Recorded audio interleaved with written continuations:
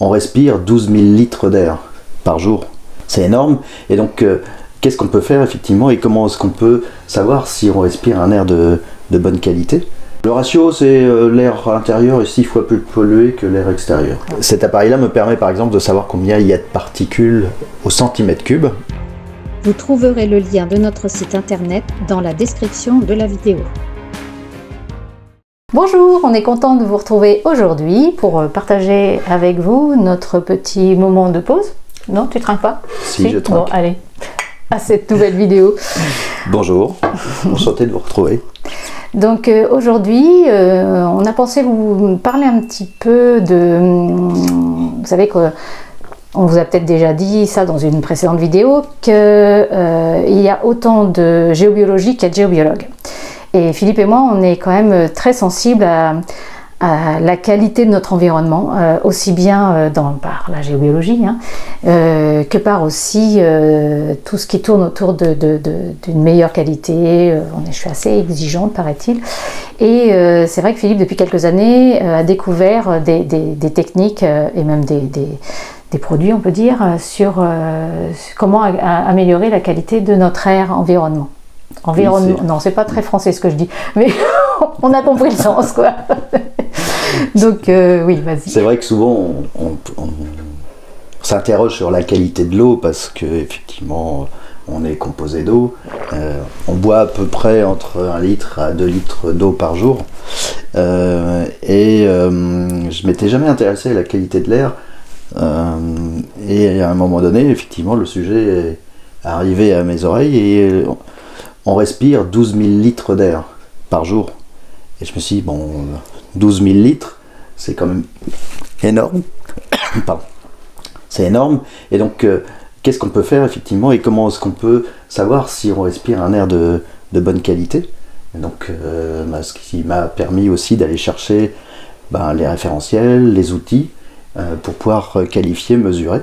Oui, parce qu'on sait qu'en théorie, le meilleur air, c'est quand même celui de la montagne, c'est celui qui est près des cascades, oui. Celui de la campagne. Mais aujourd'hui, trouver un lieu en France où il y a une qualité d'air excellente, alors je parle de l'extérieur. Oui, parce que même en campagne, avec effectivement les traitements, mais aussi les circulations, les engins qui travaillent, les poussières aussi, quand je ne sais pas si vous avez déjà observé à la fin de l'été, quand les agriculteurs préparent les champs, ça soulève énormément de poussière. Tout ça, ce sont des particules qui sont présentes dans l'air. Qu'on voit pas.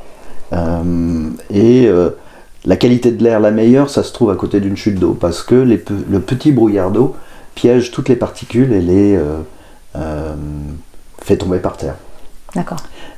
D'ailleurs, lorsqu'on a un air de mauvaise qualité à Paris, on entend aux infos qu'il faut qu'il pleuve de façon à pouvoir nettoyer la qualité de l'air, faire tomber toutes les particules au sol.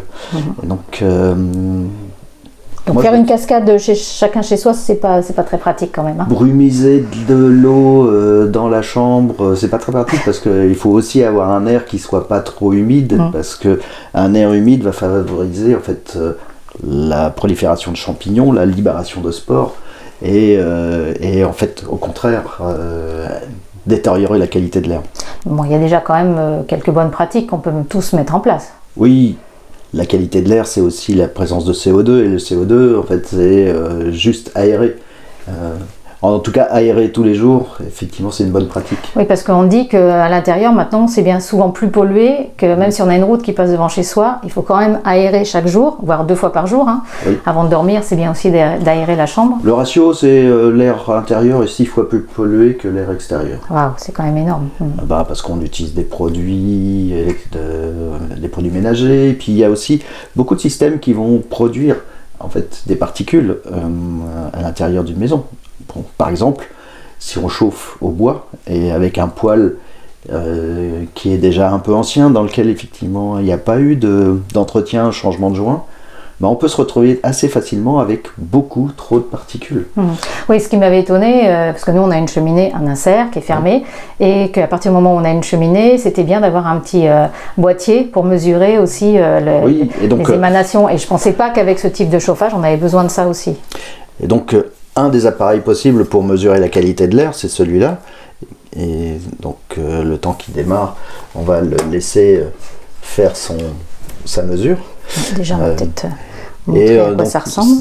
Cet appareil-là me permet par exemple de savoir combien il y a de particules au centimètre cube. C'est un des indicateurs de mesure. On sait que l'air 540, on est sur une bonne qualité d'air.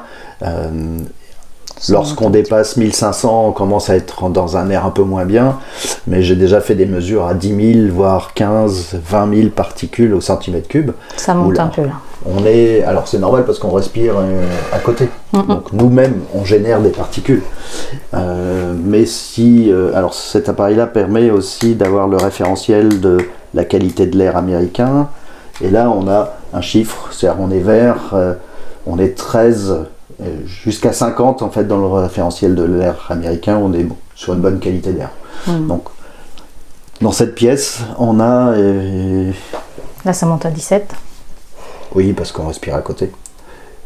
On va se remettre sur donc ça c'est objectif, ça se mesure. Moi ce qui m'intéresse dans ma démarche, ça a toujours été je mesure, ce qui permet de savoir s'il faut ou pas mettre en place des solutions pour améliorer la qualité de l'air. Il y a une chose sur laquelle je voulais revenir aussi, c'est que on disait que c'était beaucoup plus vicié dans les maisons et qu'il fallait renouveler l'air même si dehors c'est pollué, parce qu'on a nos meubles aujourd'hui, toutes les fabrications des meubles à monter soi-même, voilà, sont faits à base, sont agglomérés avec une colle souvent, et donc, puis il y a les peintures, tous les meubles neufs, quand vous installez des meubles neufs notamment, c'est là où si vous avez ce type d'appareil, vous allez voir que ça va monter très haut. Ou simplement repeindre. Et les peintures, oui. Parce qu'elles repeindre, il y a l'odeur de la peinture, mais ça veut dire qu'il y a des particules. On parle de composés organiques volatiles, et donc tout ça se mesure. Et ce qui est intéressant, c'est que même si on a une mesure qui n'est pas très bonne, ne serait-ce que aérer un peu, fait déjà descendre assez fortement en fait les mesures. Alors, on a le cas de notre fils qui habite à Paris. Quand il aère, il y a plus de particules à l'intérieur de son appartement que quand il aère pas. Mais en aérant, il permet au dioxyde de carbone de partir. Oui, puis c'est surtout de faire un courant d'air et de changer l'air. Voilà, aussi. Ça c'est important. Et donc, dans le cas de figure de notre fils, on lui a conseillé d'installer des appareils qui sont des ioniseurs d'air. Le principe du ioniseur d'air, c'est qu'on recrée artificiellement ce qu'on a à côté d'une chute d'eau, c'est-à-dire en fait on crée quelque chose qui va plaquer les particules au sol. Alors je sais qu'il existe quand même beaucoup de choses dans ce domaine-là. On a des choses avec des filtres à changer régulièrement. Je discutais avec une personne l'autre jour qui me disait moi je travaille dans un cabinet médical, dentiste, et il faut absolument prouver que la qualité de l'air est bonne pour éviter tout type de problème qu'il peut y avoir. Donc là il y avait besoin de filtres. Il y en a qui utilisent de l'eau. La plupart du temps de toute façon c'est électrique. Oui, c'est des appareils électriques, et puis il y a des appareils qui n'utilisent pas du tout de filtre. Qui vont juste générer des ions oxygène négatifs qui s'amalgament aux particules et qui tombent par terre. Alors moi j'ai tendance à préférer ce type d'appareillage, et puis en plus comme ça génère des ions négatifs et que notre organisme a besoin d'ions négatifs, ça amène quelque chose en plus par rapport à des appareils qui ont des filtres qu'il faut nettoyer, il faut changer les filtres. Donc ça coûte cher en entretien. Voilà, il y a un entretien. Et puis on n'a pas nécessairement en fait l'apport positif des ions négatifs. D'accord. Et donc moi j'ai... t'as travaillé, t'as rencontré plusieurs types de... Oui, j'ai rencontré plusieurs types effectivement de solutions, et puis j'ai décidé effectivement de commencer à m'équiper à la maison avec des produits de la marque Tekoya, qui est une marque française. Et qui travaille déjà depuis plus de 10 ans sur la qualité de l'air avec des systèmes de ionisation. On va vous mettre les liens en dessous, bien sûr. Et donc, La première chose que j'ai acheté, c'était un ioniseur d'air pour ma voiture, parce que dans la voiture, eh ben, on récupère toutes les particules de la voiture qui est juste devant nous. On a quand même, pour en avoir discuté avec des garagistes, il y a quand même le filtre de la clim qu'il faut changer déjà régulièrement. Il faut changer régulièrement. Et puis ça laisse passer quand même des choses. Il y a également la voiture, quand on fait des longs trajets, devient extrêmement pauvre en ions négatifs, puisque le frottement de l'air sur la carrosserie va la charger plus et tous les ions négatifs sont collés à la carrosserie. C'est pour ça que moi, dès que je vais m'arrêter sur l'autoroute, j'aime bien ouvrir toutes les fenêtres pour renouveler l'air. Oui, et j'ai fait l'expérience avec quelqu'un qui faisait comme toi, qui avait besoin de s'aérer toutes les heures et demie. On a mis un petit ioniseur dans la voiture, on a fait 6 heures de route. Elle n'a pas eu besoin. Pas eu besoin. Et donc en fait ce sont des appareils, par exemple l'appareil de voiture, c'est celui-là. Et donc il est même équipé d'un petit socle pour que vous puissiez le mettre dans votre chambre, puisque... quand on part en voyage ?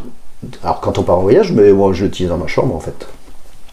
Et donc ce qui permet aussi de respirer toute la nuit un air d'excellente qualité et d'avoir des ions négatifs dont on a besoin. Donc c'est un vrai avantage. Sur des pièces un peu plus grandes, donc par exemple en fait les bureaux, on a mis en fait ce modèle-là qui est un petit peu plus puissant. En fait, la puissance c'est simple, on compte le nombre de pointes, c'est des petites pointes que vous avez là. Donc là, vous avez 6 pointes, là vous en avez 12. Et puis dans la pièce de vie où on a notre cheminée, à chaque fois qu'on ouvre la cheminée pour mettre un morceau de bois, on dégage de la fumée. Là, on a mis un appareil qui est plus puissant puisque en fait on a 20 pointes. Et c'est très efficace pour améliorer la qualité de l'air. Alors on va faire l'expérience, on va en brancher un et puis on va vérifier. Donc je vais aller le faire. Tu peux mettre celui-là. Continuer à nous expliquer comment ça marche. Et donc en fait le fonctionnement est assez simple, c'est que les petites pointes que vous avez dans les alvéoles vont générer ces ions négatifs, c'est de rajouter un électron sur un atome d'oxygène.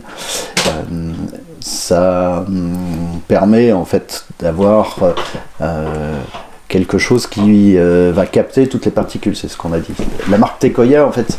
On est à 630. Donc là on a mis à tourner en fait le plus gros ioniseur d'air. Et donc ça nous permet de voir, d'observer, d'objectiver en fait comment en fait, la composition de l'air bouge avec ce système de ionisation. En tout cas, bon, on va regarder la mesure, mais ce dont je peux témoigner, c'est que l'endroit où est placé, quel que soit l'appareil, le petit je le vois moins, à la base, ça montre bien que ça fait vraiment un système d'attraction, on peut dire, et que ça descend, ça plaque au sol les éléments en suspension, parce que autour, si vous ne faites pas le ménage tous les jours, ça se salit. Ça devient noir, mais vraiment noir. Et là, je l'ai remarqué avec cet appareil-là qu'on a placé pas loin de la fenêtre. La poignée de la fenêtre commence à faire comme des petites stries noires d'agglomérat, de matière presque grasse. Alors ça se nettoie très très bien, hein, mais c'est impressionnant de voir comment ça peut capter et faire descendre. Alors ces appareils, plus on est proche de l'appareil, plus on a une qualité d'air qui est bonne, et plus on s'éloigne, parce que ça travaille Bon, déjà là, ça baisse un petit peu, on est à 441. Alors 441, sachant qu'on parle à côté et qu'on nous on produit des particules. Donc on est passé de 600 à 400, le temps d'en parler. Moi j'ai fait des essais avec le gros modèle dans un environnement où il y avait 20 000 particules. Donc en fait une chaufferie où la chaudière était un peu... elle fuyait quoi. On descend à 3000 particules en moins d'une demi-heure. Donc ça veut dire que c'est très efficace. Et Hippocrate disait l'air c'est notre premier aliment.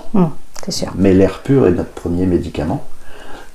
Et donc c'est, je pense, important aussi de s'intéresser à la qualité de l'air. Alors, il y a plein on voit quand on a des pics de pollution, c'est surtout en fait dans les grandes agglomérations.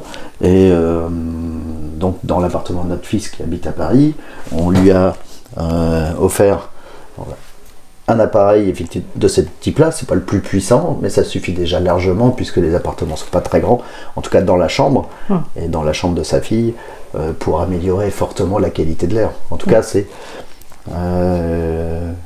Le principe, c'est pour pouvoir rester en bonne santé longtemps, quelles sont les préventions, les actes de prévention que je peux faire, et s'intéresser à la qualité de l'air et améliorer sa qualité de l'air. En tout cas, à l'intérieur de nos habitats, c'est effectivement un acte de prévention. En tout cas, nous, on le fait depuis déjà un petit moment. Alors, c'est bien sûr, c'est notre vérité. Nous, on a rencontré différents interlocuteurs avec qui on a pu parler de ça. Aujourd'hui, c'est vrai. Demain, peut-être, on aura trouvé autre chose.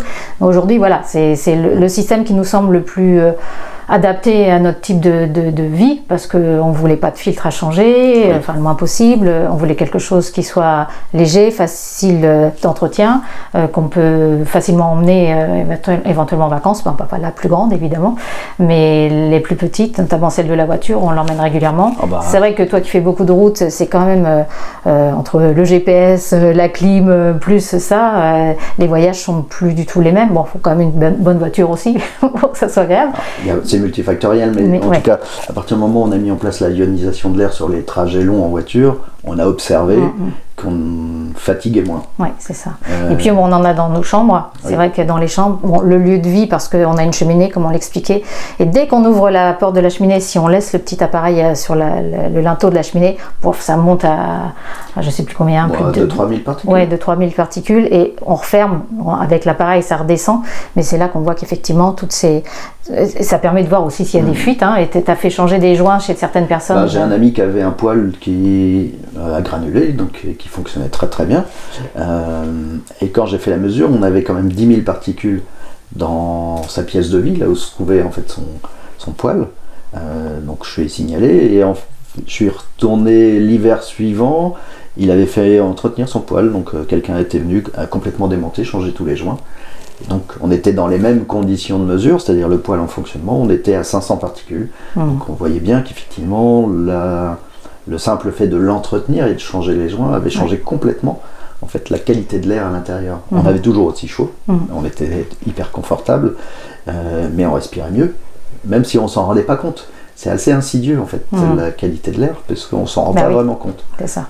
Et donc ça permet aussi, je dirais, d'avoir un environnement qui soit le plus sain possible. C'est notre recherche. C'est comment est-ce que je peux vivre dans un lieu qui favorise mon bien-être, et qui favorise effectivement le fait que je sois en bonne santé. Oui, c'est ça. Et donc c'est ça, en fait, c'est une prévention. Surtout en hiver, parce qu'on a beau nous dire d'ouvrir, moi la première, j'ouvre le matin, mais au bout de 5-7 minutes, quand je vois le thermomètre baisser dans la pièce, j'ai qu'une envie, c'est de refermer, et j'avoue que le soir, c'est pas toujours évident avant de m'endormir d'aller remettre un petit coup de frais dans la chambre. Ça m'empêche pas de le faire, mais c'est vrai que les jours où j'ai pas trop envie de le faire, néanmoins la qualité de l'air, elle est quand même... On sait qu'avec les ioniseurs qui sont répartis dans la maison, on a une qualité d'air qui est tout à fait correcte. En tout cas, on est toujours dans la partie qui est qualifiée d'air sain. Là, on est à 387. Donc, dès que je parle à côté, évidemment, ça remonte. Là, ça remonte à 400. Ça veut dire qu'on était sur un référentiel, on était à 17, voilà, on passe à 4 sur l'échelle de mesure de la qualité de l'air américaine. Et là, ça fait quoi? Ça fait 5 minutes qu'on a mis en place l'appareil. Alors après, l'appareil, il y a la qualité de l'air chinoise. Donc c'est marqué excellent. Ça veut juste dire que le référentiel de la qualité de l'air chinois est moins exigeant que le référentiel de la qualité de l'air qu'on retrouve des fois avec l'Allemagne d'ailleurs. Oui. L'Allemagne est très exigeante par rapport à la France sur certains Et ce qui est intéressant d'ailleurs pour ce constructeur français de ioniseurs d'air, c'est français en plus, donc ça c'est chouette. C'est que la majorité des appareils qu'ils vendent, c'est en Asie. Ah ouais. Comme quoi. Je sais pas si je suis... il me semble que 80% de leur business est en Chine, en Corée, en fait les pays d'Asie, qui sont sensibles à la qualité de l'air aussi, plus que nous. Et en fait, c'est une innovation française qui s'exporte, et donc je trouve que c'est intéressant aussi de saluer ça. Donc voilà, nous on voulait vous partager ça. Si vous voulez en profiter, vous pouvez regarder en dessous le lien pour y accéder. Oui, et puis vous aurez même un code qui vous permet, un code de réduction qui vous permet d'acheter sur le site Tekoya les appareils avec 10% de remise.